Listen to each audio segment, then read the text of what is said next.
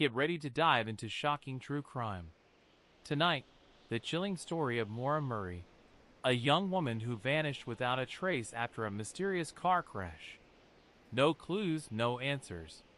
What really happened that cold winter night? It was February 9, 2004, a Monday. Cold, gray, and silent in the mountains of Haverhill, New Hampshire. Snow blanketed the roads and rooftops, and the air was heavy with the stillness of winter. The kind of day where people stayed indoors, windows fogged with the breath of space heaters and the stale comfort of routine. But for one family, and eventually the entire nation, this day would mark the beginning of a mystery so haunting, so unsettling, that it would go on to be known as one of the most baffling disappearances in modern American history. Maura Murray was a 21-year-old nursing student at the University of Massachusetts Amherst. Intelligent, athletic, and ambitious, she was the kind of person who looked like she had her life figured out. She was in the nursing program, had experience working in a hospital, and was in a long-term relationship with a West Point cadet named Bill Roche. On the surface, everything seemed normal, until suddenly, it wasn't. On the morning of February 9th, Maura emailed her professors and told them there had been a death in the family, and that she would be out for the week. But there was no death. This was the first of many small, disturbing details that would emerge in the days following her vanishing. Around 3:30 p.m., Maura packed her car with a few belongings, some clothing, textbooks, makeup, and a box of wine. She then withdrew nearly all of the money from her bank account, around $280, and bought alcohol from a nearby liquor store. She left campus, leaving behind her dorm, friends, and a seemingly ordinary life. She was headed north, toward the White Mountains of New Hampshire, a location she hadn't told anyone about. No text to friends, no phone call to family, just a silent, lonely drive into the cold void. At approximately 7:27 p.m., a local woman named Faith Westman reported a single-car accident outside her home on Route 112, near the small town of Woodsville in Haverhill. She described seeing a black Saturn, nose-deep in a snowbank, with a young woman outside the vehicle. That woman was Maura. Another local, Butch Edwood, a school bus driver, stopped and asked Maura if she needed help. She declined, saying she had already called AAA, but records would later show that no such call was ever made. It was a lie, and no one knows why. Atwood drove off, but not before reporting the situation to the police. Within 10 minutes, authorities arrived, but Maura was gone. Her car was still there, locked and damaged, with the windshield cracked and airbags deployed. The driver's side was pushed in. Her belongings were inside, including the box of wine some spilled. But Maura herself had vanished. Just like that. There were no footprints leading away from the car. No blood. No sign of a struggle. No cell phone pings. It was as if she had stepped out of her life and into the air. The investigation kicked off immediately, but it quickly became mired in confusion. There was no immediate evidence of foul play, but something was clearly wrong. The area was combed by local and state police, search dogs, helicopters, and volunteers. No scent trail was found, no physical trace. It was as if the snow had swallowed her whole. And then the question started. Why had Maura lied about a death in the family? Why was she heading to the White Mountains with barely any money, no real plan, and without telling anyone? Why had she packed her textbooks as if she planned to study? And why, after her car crashed, did she simply disappear? There were theories. Endless, tangled, conflicting theories. Some believed she had planned her disappearance, that she had grown overwhelmed with the pressures of life, rumors of academic trouble, a car accident days earlier, and a possible cheating scandal involving her boyfriend.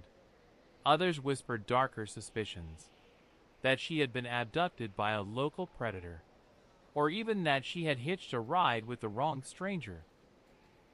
A security footage clip surfaced from the ATM Maura had visited before her trip.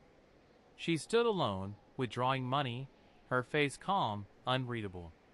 Then a liquor store video showed her again, buying drinks, carrying a box out with quiet precision. These were the last confirmed images of her alive. The days turned to weeks. The search grew desperate. Her family, especially her father, Fred Murry, became relentless. He criticized the police, claiming they weren't doing enough, that valuable time had been lost. He appeared on national news, holding up her photo, begging for help. But no one came forward. No one had seen her. No one knew where she went. Then came the silence. Years passed. The case grew cold. Internet forums lit up with speculation. Armchair detectives clung to every scrap of detail, reconstructing timelines, analyzing witness statements, obsessing over the condition of the car. Some were convinced she had committed suicide. Others believed she was still alive, living under a new identity in Canada or the Pacific Northwest. A few even pointed fingers at her boyfriend, Bill Roche, citing strange voicemails and allegations that surfaced later. But nothing stuck. There were sightings, dozens over the years. A woman resembling Maura seen in Canada, another in the Midwest. None were confirmed. DNA tests were inconclusive. Leads went nowhere. Each hope sparked, and then died out. Then, in 2011, a chilling clue emerged. A local man claimed to have found a knife in his brother's glove compartment, stained with what looked like blood. He turned it over to police, claiming that his brother had a history of violence and had once joked about knowing what happened to Maura. The knife was sent to the lab, but results were never made public. More silence. Years later, in 2017, ground-penetrating radar scans were performed in the basement of a nearby home, a location tied to one of the many conspiracy theories surrounding her disappearance. Cadaver dogs had supposedly hit on a scent, and there were whispers of disturbed soil. But the excavation turned up nothing. Still, Fred Murry insisted someone knew something, that Maura hadn't just wandered off into the woods, that there had been foul play, that someone had taken her. And deep down, many believed him. The case continued to grow in infamy. True crime podcasts, documentaries, Reddit threads. It became a digital legend, a modern ghost story wrapped in real pain.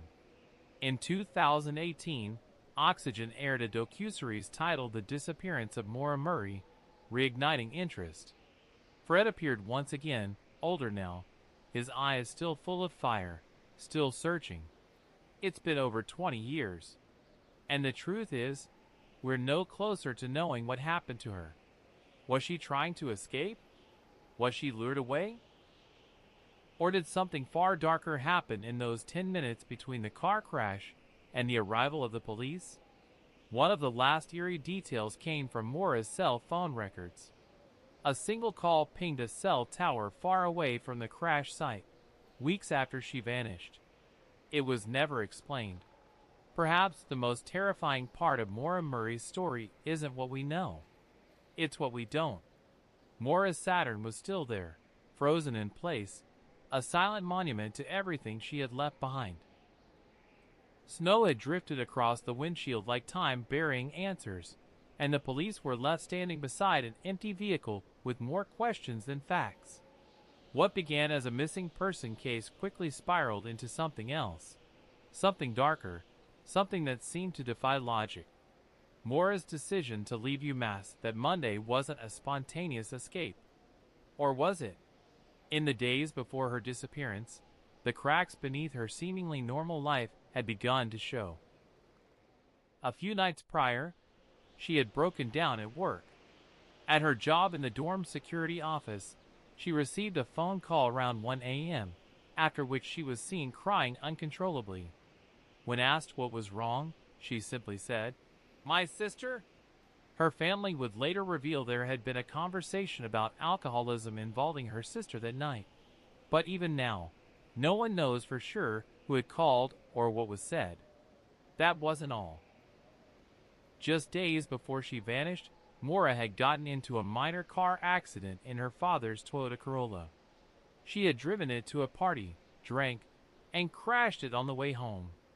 The damage cost Fred Murry almost $10,000, and that weekend they had discussed getting a new car with his insurance money. He later said Maura seemed shaken, but composed. No one imagined that only a day later, she would vanish completely. On the morning of February 9th, she used MapQuest to look up directions to Burlington, Vermont. But her crash occurred in Haverhill, New Hampshire, nearly 90 miles from Burlington. Did she change her mind mid-route? Or was Vermont never her destination at all? Then there were the calls. Earlier that day, she made a call to the owner of a New Hampshire condo her family had vacationed in before. She didn't book anything, and the conversation lasted less than 3 minutes. She also called a number related to a hotline for lodging inquiries. So was she planning a trip? Running away? Seeking isolation? Trying to escape? She left behind a printed email to her boyfriend, Bill Roche, detailing relationship troubles. In it, she wrote about feeling distant and sad. Some interpreted it as a breakup note. Others saw it as a plea for reconciliation. What it definitely showed was emotional turmoil, something she hadn't shared with friends. And then, there was the odd collection of items she took with her. Clothes, textbooks, birth control pills, makeup. She had also packed a stuffed animal and a favorite necklace. All signs pointed to her planning to come back eventually. If she wanted to disappear forever, why pack those things? Why bring school books? But if she only wanted a brief getaway, why the secrecy? No one saw her leave campus. No one knew she was heading north.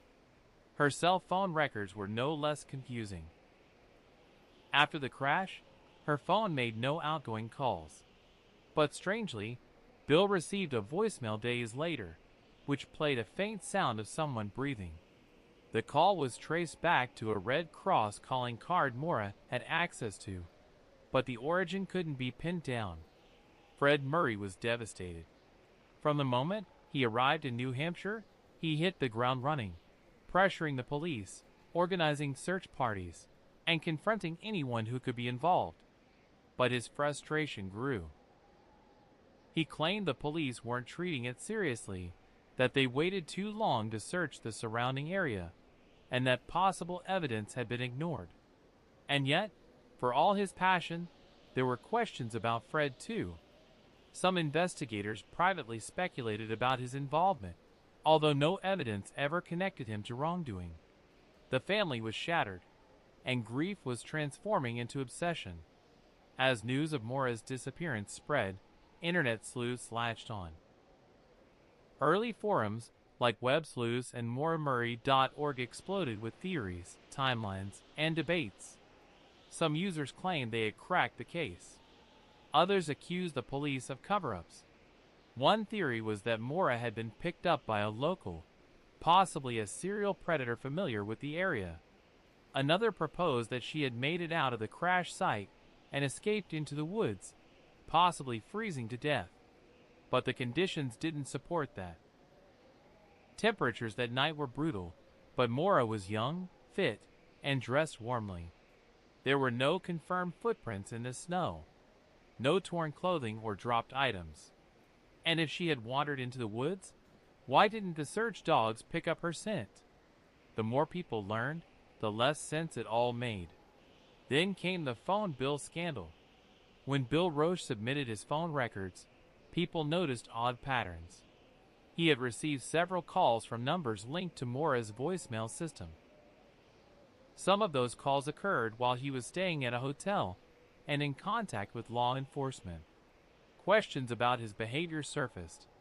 Some even pointed out that his initial responses to the media were rehearsed or cold. And then, years later, accusations of harassment from other women emerged in unrelated circumstances. It cast a shadow over him, but nothing ever directly tied him to Maura's disappearance. In 2006, 3 years after she vanished, a pair of black underwear was found near the scene. Forensic testing concluded it wasn't Maura's. In 2016, a man claimed to have heard a scream near the crash site on the night of the disappearance. He didn't report it at the time, he said, because he assumed it was just a fox. Police investigated and dismissed it. That same year, Fred Murry returned to the site once more. He told reporters he would never stop looking, that he would never believe Maura had simply run away. He begged the public, "Someone knows something. Someone saw something. Please come forward." But no one ever did. The A-frame house theory grew legs around 2017. A group of online investigators and volunteers identified a house about a mile from the crash site that had been owned by a man with a history of violence. Cadaver dogs brought into the basement reportedly reacted strongly. Some said the dogs hit on human remains. Others said the basement floor appeared disturbed. After some media pressure, law enforcement agreed to search it, but found nothing of value. A dead lead. Another dead end. By now, the case had taken on a life of its own. It had transcended true crime and become a legend, an American myth wrapped in modern mystery. Everyone had a theory. Everyone had a suspect. But no one had answers. And still, Maura's voice remained silent. Her footprints erased. Her intentions unknowable. The community where she vanished remains haunted, not just by the disappearance, but by what it represents. The thin, fragile line between order and chaos. Between someone we know and someone we lose. Between answers and silence. And in that space, Maura still lingers. Maura's case no longer belonged just to her family. It had become a collective obsession, a mystery that invited thousands of strangers into its folds. Some came looking for answers, others for attention, and some, maybe, just to watch the world unravel. As the years dragged on and the trail grew colder, the vacuum left in Maura's absence filled with theories. Some were based on facts. Others were riddled with speculation and conjecture. But all had one thing in common. They tried to make sense of something that defied it. The most persistent theory, the one that clung to public consciousness like frost on glass, was the planned disappearance. The idea was simple. Maura wanted out. Out of school, out of her relationship, out of her life. She'd snapped under the weight of academic stress, emotional turbulence, and family expectations. The events leading up to February 9th painted a woman on edge. A car accident, academic probation, a rumored cheating scandal involving Bill, the crying incident at work, the vague and sudden excuse of a death in the family that never occurred. Some saw her disappearance as a calculated break. She had cleaned out her bank account, packed deliberately, and told no one. They believed she had left to start over. That perhaps she had found help, or shelter, or love. But if that were true, why hasn't she ever been found? Why hasn't she resurfaced, not even once in the age of facial recognition, social media, and digital footprints? No confirmed sightings, no banking activity, no verifiable use of her social security number, just a digital silence that stretched on like an eternal winter. Then came the suicide theory. To some, it seemed likely. They pointed to the email to her boyfriend, her silence, and the alcohol she brought with her. They speculated that she had driven into the mountains with the intent to end her life alone, away from anyone who could stop her. that the crash was incidental, a last interruption before she vanished into the woods. But here's the issue with that theory. If she had died nearby, her body would have likely been found.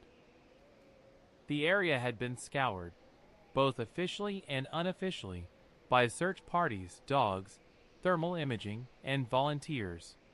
The radius was limited, the weather unforgiving. And still nothing. Then came the accident theory.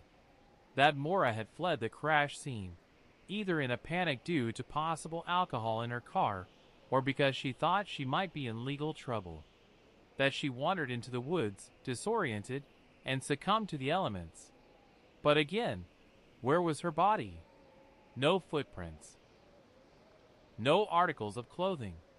No remnants. Some sleuths turned to the locals. What if someone had picked her up? That possibility opened up the case into something far more sinister. One of the most intriguing and disturbing theories involved a local predator. Someone who had seen the crash, knew the area, and offered her a ride, then took her somewhere she couldn't escape. Haverhill was remote, isolated, and in 2004, far less connected to the rest of the world than it is now. The 10-minute gap between the time Butch Atwood left and the police arrived was a dark window of vulnerability. And there were suspects. A man in the area, known to police, had a history of violence and had lived just down the road. He had reportedly made strange comments to others about Maura's case. His family home, the infamous A-frame house, was the one searched years later by cadaver dogs. Dogs that hit on the scent of human decomposition. That basement became a kind of true crime shrine, with photos, theories, and even a section of disturbed concrete under scrutiny. But after the official search, nothing came of it. No bones. No blood. No resolution. Still, it gnawed at everyone.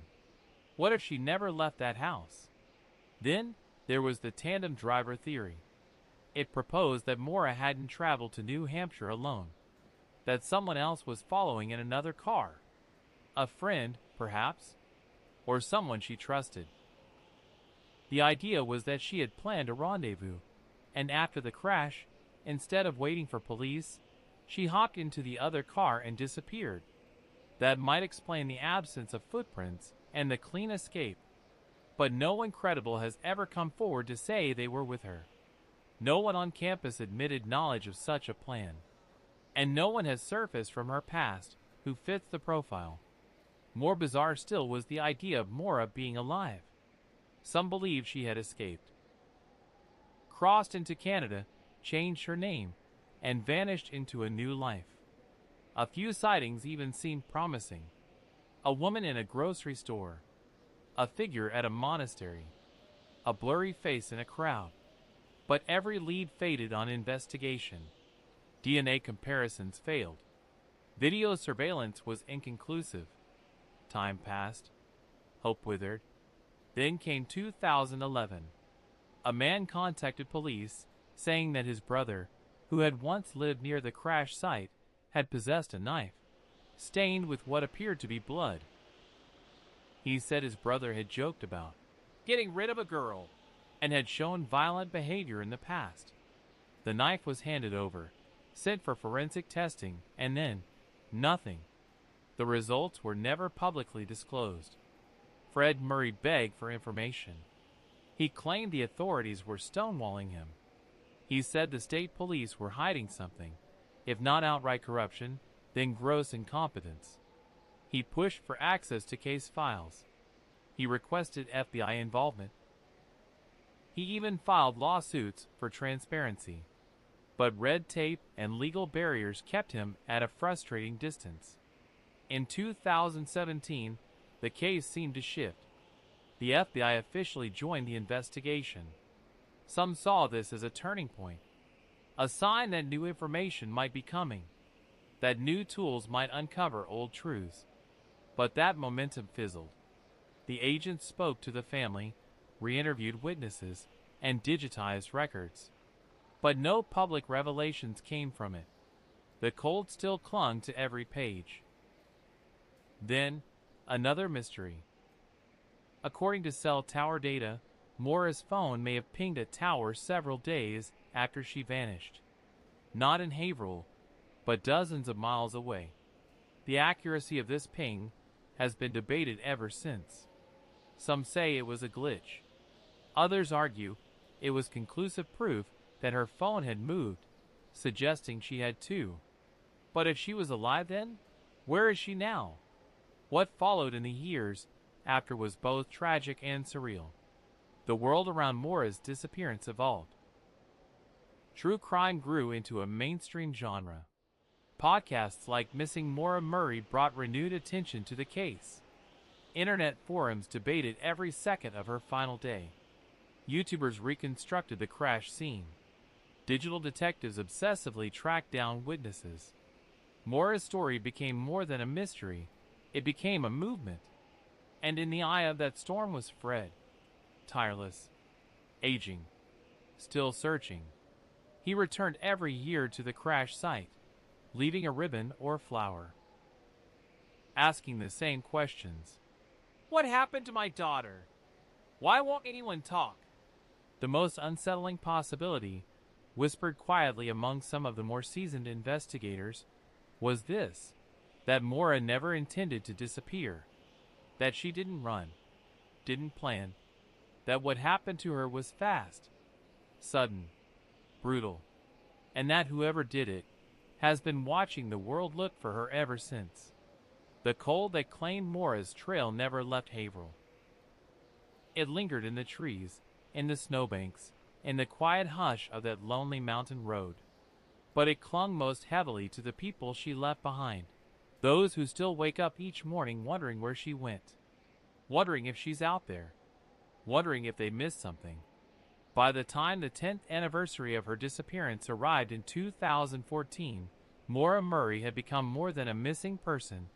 She was a symbol of all that can go wrong in an investigation, a symbol of unresolved pain, and a symbol of how, even in an age saturated with cameras, phones, and data, a person can still vanish into nothing. That year, Fred Murry stood at the crash site with a handful of supporters and lit a candle for his daughter. His hair had turned grayer, his posture heavier. He'd spent a decade chasing shadows, filing FOIA requests, pleading with police, hunting across 2 states, and still, nothing. Then came the Oxygen documentary series in 2017. The Disappearance of Maura Murray. It sparked renewed attention. The series featured family members, journalists, podcasters, and former law enforcement officers who had been involved in the case. Cameras rolled as cadaver dogs returned to the infamous A-frame house. Fred Murry stood outside, stoic and tense, as police reopened the basement. But again, nothing conclusive. The series did more than revisit old theories. It showed the strain the case had taken on Fred and the entire Murray family. It exposed cracks in relationships, misunderstandings, suspicions. It reignited interest from a whole new wave of viewers, many of whom weren't even alive when Maura vanished. And yet, through it all, the central questions remained exactly the same. Where did Maura go? Who helped her disappear? Or who stopped her from ever getting back? With so much time passed, every small piece of evidence grew more precious. A tattered timeline, a strange voicemail, a call that shouldn't have happened. Even Maura's computer was scoured, but nothing unusual was found. No digital clues, no goodbye letter, no plans, just regular searches. Schoolwork, a girl caught between chapters in her life, and then no more pages. A deeper dive into her life unearthed more confusion than clarity. Some friends described her as upbeat and responsible. Others said she had seemed lost in the weeks before she vanished. Her relationship with Bill Roche, while long-standing, may have been unraveling. There were allegations that would surface years later about Bill's behavior with other women, painting a different portrait than what the public had originally seen. But no solid link between him and Maura's disappearance was ever established. Theories began to eat themselves. Every possible answer created 10 new questions. What about the rag stuffed into the tailpipe of her car? Some believed it was sabotage. Others said it was Fred's idea. He had told Maura to do that if the car started smoking. Police noted it, but never confirmed whether it played any role in the crash. Even this small detail, a piece of cloth, took on mythic proportions. People fixated on witness inconsistencies. Why did Butch Atwood, the bus driver who last saw Maura, say she looked shaken but declined help? Why did the Westmans, calling 911 from their home, say she seemed fine just minutes earlier? Could someone have reached her in those tiny gaps of time? And that's what haunts this case the most. The tiny gaps. The missing minutes. It doesn't take hours for someone to vanish. Just seconds. One detail often debated is the state of her car. It didn't appear to be drivable, yet it wasn't completely destroyed. Did she run from fear of a DUI charge? She was of legal drinking age, but there was an open container and signs she'd been drinking. Maybe she feared probation. Maybe she panicked. But then why no trace? No footprints. No said trail. No phone call to anyone. No GPS. No trace on surveillance. One haunting theory suggests Maura may have accepted help from someone she trusted. A passerby. A local. Maybe someone she had arranged to meet. That trust may have cost her everything. Over the years, sightings were reported. A woman resembling Maura at a gas station in Canada. Another in New York. An anonymous tip claimed she was alive and living under a different name, married with children. But every lead fell apart under scrutiny. In 2019, the FBI launched a public case file for Maura, a rare move. They collected DNA from her family, created age progression photos, made information available for tip submissions. For a brief moment, it felt like something was about to break. But once again, nothing came. And yet, the world hadn't forgotten her. The online community stayed alive, perhaps more obsessed than ever. Maura's story wasn't just about Maura anymore. It was about anyone. About how easily life can slip through our fingers. About how no matter how careful you are, the edge is always there. The subreddit dedicated to her case continues to thrive. True crime podcasts revisit her disappearance almost annually. Documentarians make pilgrimages to the crash site. Her photo remains one of the most circulated missing persons images in the country. And then there's Fred. Older now. Slower. But still fighting. He once said he'd bring Maura home or die trying. That if she was out there, he'd find her. That if she was gone, he'd bury her himself. He's faced ridicule, burnout, exhaustion, and unimaginable grief. And yet, he shows up. Every single year. Ties a ribbon to a tree. Looks down that quiet stretch of road. And waits. Maybe the answers will come in a forgotten basement.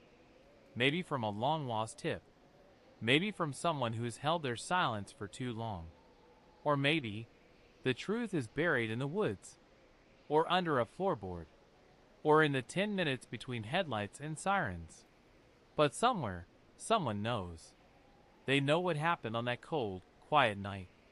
They know why Maura lied about the death in the family. They know why she drove north with no destination. They know what happened after the crash. And maybe one day, the silence will break. Until then, all we have is the question, how can a person disappear completely and never be found?